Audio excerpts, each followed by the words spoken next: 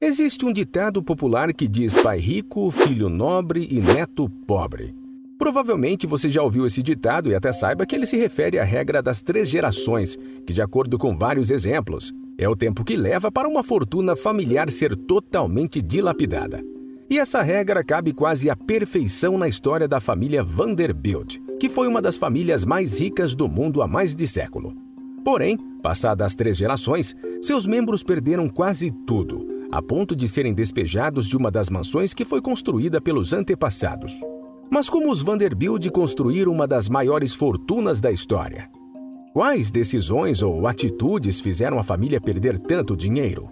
E será que mais de um século depois ainda existe algum membro milionário?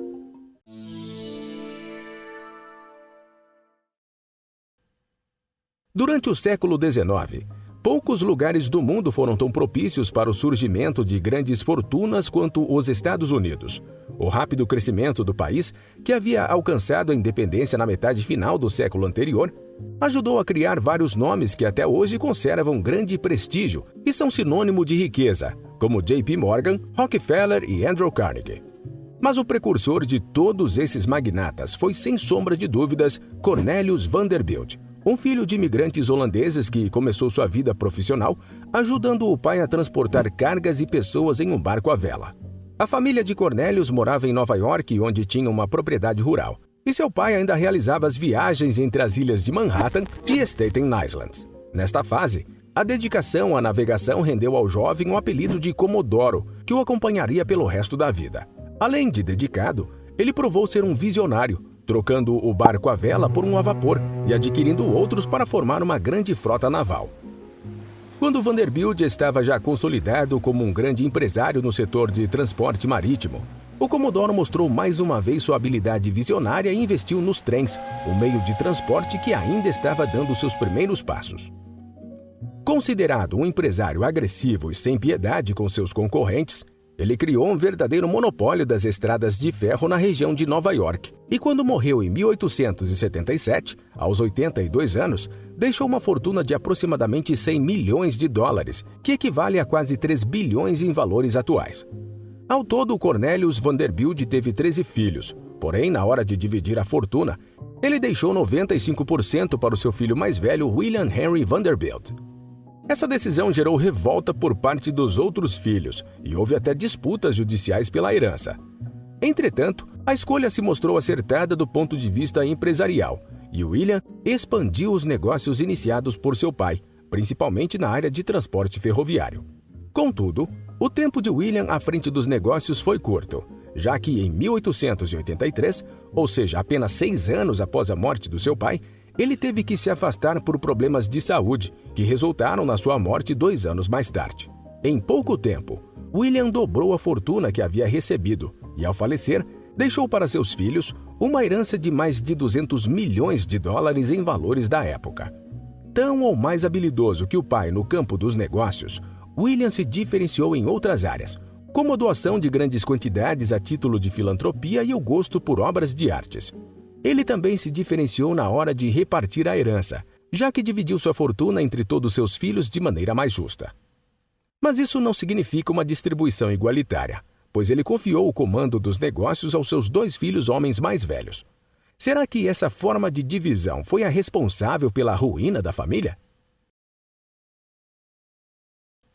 Os homens à frente do império mudaram. Porém, os nomes continuavam os mesmos, já que os 2 herdeiros escolhidos se chamavam William e Cornelius II. Porém, enquanto seus antepassados estavam preocupados em construir e aumentar a fortuna, os novos milionários tinham outras ambições, principalmente ganhar destaque na alta sociedade de Nova York. Mesmo com toda a fortuna conquistada, que colocou os Vanderbilts como uma das famílias mais ricas do mundo, eles não eram aceitos nos círculos sociais mais exclusivos da cidade. O Comodoro, particularmente, era visto como rude e sem cultura, e seus milhões não serviram para aproximar ele das famílias mais tradicionais. Seu filho William fez as primeiras tentativas de romper a barreira. Porém, foram os netos de Cornelius que conseguiram esse feito, mas com um alto custo financeiro. Por volta de 1880, a socialite Caroline Astor era quem comandava o grupo mais exclusivo de Nova York, que tinha apenas 400 vagas, justamente o número de pessoas que seu salão de baile comportava. A lista era composta das pessoas consideradas mais importantes, elegantes e ricas da cidade, e a família Vanderbilt, durante muitos anos, foi excluída. Como só ter dinheiro não bastava, os herdeiros do Comodoro adotaram a estratégia de ostentar. Em uma época onde muitas das formas de ostentar riqueza que conhecemos hoje não existia, os Vanderbilt começaram a mostrar todo o seu poder financeiro, construindo as maiores casas da cidade e até do país. William, que havia se casado com uma socialite chamada Alva, construiu um palacete na Quinta Avenida. Alva estava muito empenhada em entrar para o seleto grupo dos 400 e é apontada como a responsável pelo começo de uma nova fase. A casa construída por William e Alva custou 70 milhões de dólares em valores atuais e foi o ponto de partida para uma disputa na família, que tinha como objetivo mostrar quem poderia ter a casa maior. Algum tempo depois, em 1983, foi a vez de Cornelius e sua esposa Alice inaugurarem uma casa maior na mesma avenida. Com receio de que seu irmão pudesse construir uma casa ainda maior e recuperar o posto, Cornelius comprou todos os terrenos do quarteirão e construiu uma mansão enorme, com mais de 100 quartos. Quando a casa ficou pronta, o The New York Times notificou que essa era a melhor residência privada dos Estados Unidos. O casal também construiu em Rhode Island a The Breakers, uma mansão apenas para passar férias, que tinha mais de 70 quartos. Ao todo, a família Vanderbilt construiu 10 casas na Quinta Avenida e várias outras propriedades pelo país. Até o irmão mais novo de Cornelius e William entrou na disputa. George Vanderbilt comprou mais de 50 mil hectares de terra no estado da Carolina do Norte e construiu uma impressionante casa em estilo renascentista francês. Para a construção, foi necessário construir uma olaria no terreno para fornecer os tijolos e até uma estrada de ferro de quase 5 quilômetros para transportar os materiais. Tudo isso tem um custo, e quando foi inaugurada em 1889, a Biltmore Estate, que é como a residência foi batizada, havia consumido 5 milhões de dólares, algo em torno de uns 160 milhões nos dias de hoje. E os excessos e gastos sem controle foram muito além. Cansada de ser recusada para as exclusivas festas na casa de Caroline Astor, Alva, a esposa de William, decidiu dar o troco e organizar sua própria festa. Cerca de 1.300 pessoas foram convidadas para um baile à fantasia que custou, em valores atuais, quase 6 milhões de dólares e movimentou toda a alta sociedade nova-iorquina. Com essa festa, William e Alva entraram de vez para os mais seletos círculos e até para a tão sonhada lista dos 400. Até esse momento, os negócios iam bem e a família podia se permitir todos esses luxos. Porém, em 1889, Cornelius Vanderbilt faleceu aos 55 anos. Apesar de não ser brilhante nos negócios como seu pai e seu avô, Cornelius era considerado dedicado às empresas e ético. Com sua morte, os negócios ficaram exclusivamente nas mãos de William, que nesse momento estava mais preocupado com festas e a criação de cavalos.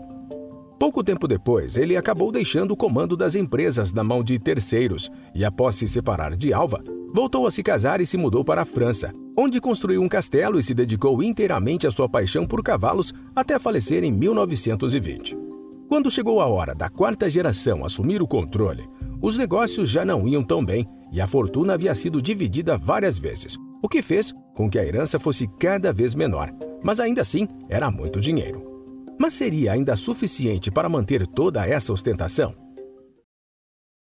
Sem interesse pelos negócios, os filhos de William e Cornelius, assim como os pais, se preocuparam mais em gastar o dinheiro que seus antepassados acumularam do que com a manutenção da riqueza e futuro das próximas gerações. Os filhos de William, que se chamavam William II e Harold, dedicaram mais tempo de suas vidas a corridas de carros e competições de veleiros do que aos negócios, que continuavam nas mãos de terceiros. O único filho homem de Cornélio, chamado Reginald, ficou mais conhecido por seu vício em álcool, jogos de azar e pela vida boêmia do que por qualquer outra coisa.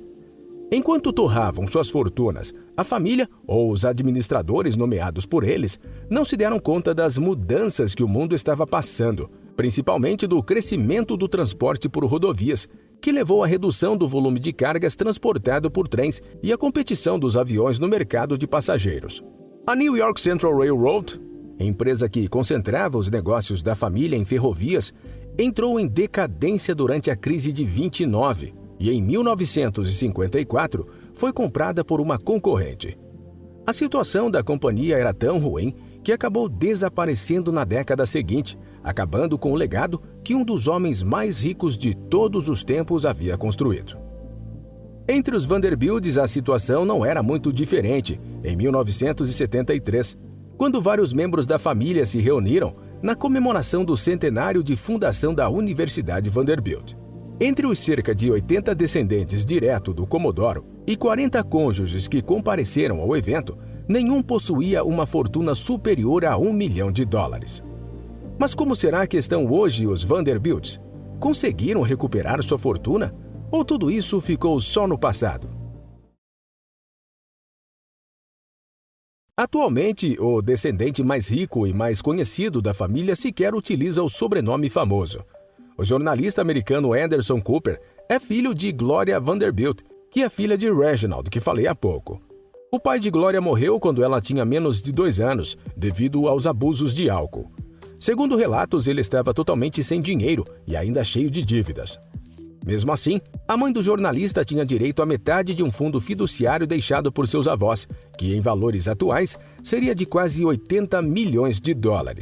Porém, até atingir a maioridade e ter total controle de seu dinheiro, sua mãe gastou boa parte da fortuna em luxo, festas e uma vida confortável em Paris. O que sobrou ela gastou ao longo da vida e, ao morrer em 2019, deixou uma herança de $1,5 milhão para seu filho Anderson. Esse valor para muitos pode parecer bastante dinheiro, mas perto de toda a fortuna que a família um dia teve é quase uma mixaria. Na realidade, a herança fez pouca ou nenhuma diferença na vida de Anderson, que ao crescer com menos glamour e fortuna que seus antepassados, construiu uma carreira de sucesso como jornalista. Atualmente ele trabalha na cadeia de notícias CNN e possui um salário estimado em $12 milhões anuais, e alguns sites estimam que sua fortuna é de $200 milhões.